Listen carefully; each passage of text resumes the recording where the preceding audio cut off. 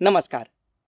कई बार परिश्रमी व्यक्तियों के मन में भी यह बात आ जाती है कि कुछ छोटे कामों में भी उन्हें बार बार असफलता या ठोकर मिलती है, जिसे अन्य व्यक्ति बहुत आसानी से कर लेते हैं। तो सर्वप्रथम इस तुलना के भाव को निकाल दीजिए कि कोई अन्य व्यक्ति उस कार्य को कितनी सरलता से करता है। इसी तुलना के भाव के कारण इस विषय में नकारात्मकता और बढ़ती है। यह आपको स्मरण रहना चाहिए कि आप जिस काम को जिस भी समय करते हैं वो आप करते हैं, ना कि वह व्यक्ति जिससे आप अपनी तुलना करते हैं।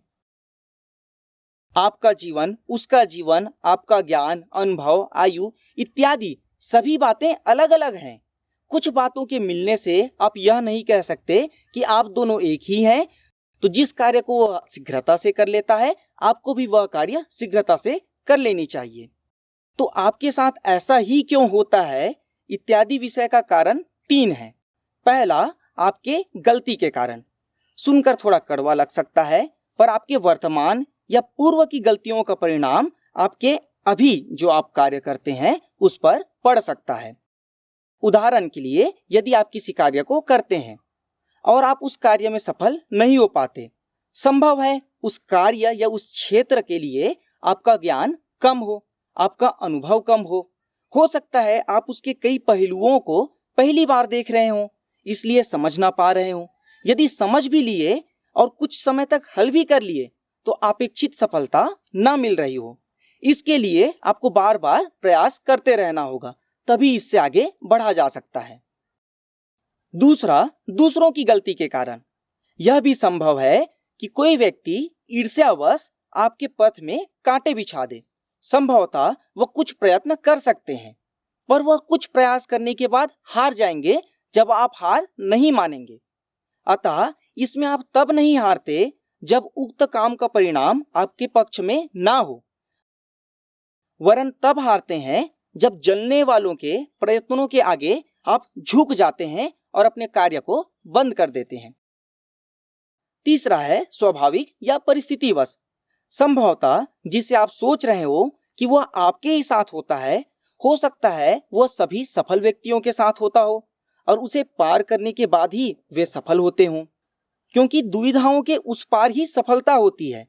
तो जब तक हम दुविधाओं से नहीं जूझेंगे हम सफलता नहीं पा सकते।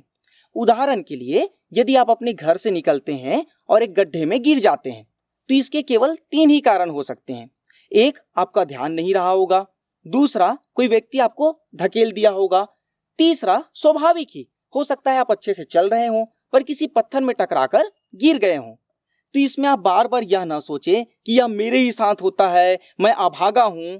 ऐसा सोचने के कारण हमारे मन में नकारात्मकता आती है और हम तथ्यों पर विचार नहीं करते हैं। आप यदि बिना असफलता के जीवन चाहते हैं तो यह संभव ही नहीं है। एक निर्धन व्यक्ति से लेकर धनाढ्य व्यक्ति तक सभी को असफलता मिलती है। संभवतः किसी की असफलता छोटी, किसी की बड़ी हो, पर ठोकरें सभी को लगती है। आप इससे बच ही नहीं सकते। इसके लिए आपको क्या करना होगा कि आप अपने परिश्रम में बढ़ोतरी करें, अपने मस्तिष्क का विकास करें। उसके बाद मेरे ही साथ ऐसा क्यों होता है इत्यादि बातें आपको बचकानी लगेगी। अतः कोई व्यक्ति चाहे उस कार्य को किया हो या ना किया हो, आप अपने मन में यह ठान लें कि दृढ़ इच्छा शक्ति के साथ आप उस कार्य को करेंगे। आप यह ठान लें कि आपके मार्ग में कोई भी व्यक्ति चाहे कितने भी ताने दे, चाहे आपको कितने भी ठोकरें लगे, पर आप तब तक बढ़ते जाएंगे जब तक आप सफल नहीं हो जाते। इसी प्रकार से सफलता को पाया जाता है। नमस्कार।